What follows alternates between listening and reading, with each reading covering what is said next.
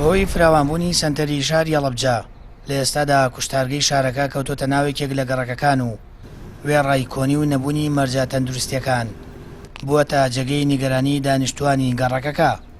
هاوڵاتیان دەڵێن لە ڕووی تەندروستی و ژینگەوە کوشتارگەکە بووەتە جێگەی مەترسی و بڵاوبوونەوەی بۆنی ناخۆشە ڕاسانی کردوون. دەژڵێن هەندێک جار ئاژەڵ بە چەک دەکوژرێت و ئەوەش ترسی لە ناو ماڵ و منداڵیان دروست کردووە. شەوانە بۆن و بەرامێکی بڵاو بێتەوە لە ڕووی تەندروستیەوە بۆ ماڵناڵ باش نییە. جا داوامان وایە کە بیگوازنەوە لێرە تۆزێ دووری خۆیان لە ماڵەکان لە دوو حاڵەتی وها بۆ وڵاقی هەیە وڵاقی شێتێن لە قەسەبخانە بەرەبێ کە بەرەبێ بۆیان ناگیرێتەوە مەجبورن بە فیشە گوشیان جاری ماوەی پێشەوە بە دە فیشەکیان ناوە بە وڵاقێکەوە اینجا کوشتیوانە. لە ڕووی تەندروستیەوە هیچ مەرجێکی تەندروستی لێ نییە، قەسەبخانەیەکی کۆنا و داواکاری ئەوەیە کە من ئاگام لێبێ کە کۆمپانیاش هاتووە داوای کردووە کە قەسەبخانە دروستکە یان زەوی بۆ دابین بکرێ.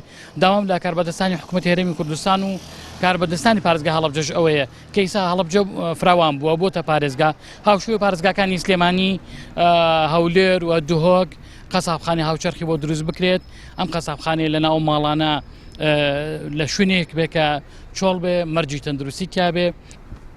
بەڕێوەبەری ڤێرتێنەری هەڵەبجە دەڵێت زیاتر لە 15 جار نووسراویان بۆ گواستنەوەی کوشتارگەکە کردووە چونکە شوێنەکەی گونجاو نییە. پزیشکی سەرپەرشتیاری کوشتارگەکەش دەڵێت کوشتارگەکە کۆنە و مەرجەکانی تەندروستی تێدا نییە، پێویستە بگوازرێتەوە دەرەوەی شار و دوور لە ناوچەی نیشتەجێبوون. بەڕاستی کوشتارگای هەڵەبجە هیچ مەرجێکی لەم کاتە هیچ مەرجێکی تەندروستی تیانە کەوا ڕێنمایە تەندروستی و ڤێتەنەریەکان جێبەجێ بکرێت. کوشتارگاکە زۆر بچووکە، قاعەکانی بچووکە، بۆ بەم شێوەیە بۆ پارێزگای هەڵەبجە هیچ بە کەڵک نایەت وە کەوتووەتە ناو شاری هەڵەبجەوە. کاتێک کە ئەو کوشتارگایە دروست کراوە دەرەوەی شار بووە، بەس ئێستا کەوتووەتە ناو شاری هەڵەبجە و بۆ ژینگە و پارێزگای هەڵەبجە هیچ مەرجێکی تەندروستی تێدا نییە. سەرۆکی شارەوانی هەڵەبجە ئاماژە بۆ دەکات پارچە زەویەکیان بۆ کوشتارگەی نوێ دابین کردووە و هاوڵاتیەکیش سەرقاڵی مامەڵەیە بۆ دروستکردنی کوشتارگەیەکی نوێ و مۆدێرن.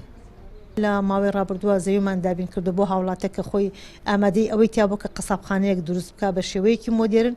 ئێمەش لەسەر ڕێگەی ئیمامی زامن لە ئەخێری ناوچەی پیشەسازیەکەوە زەویمان بۆ دابین کردووە لە مامەڵەکردنایە هەتاکوم ئێستا سەرەتای مامەڵەکانیەتی دیارە ڕێوشوێنی یاسایی خۆی ئەوێت بۆ دروستکردنی قەسەبخانە بە شێوەیەکی مۆدێرن.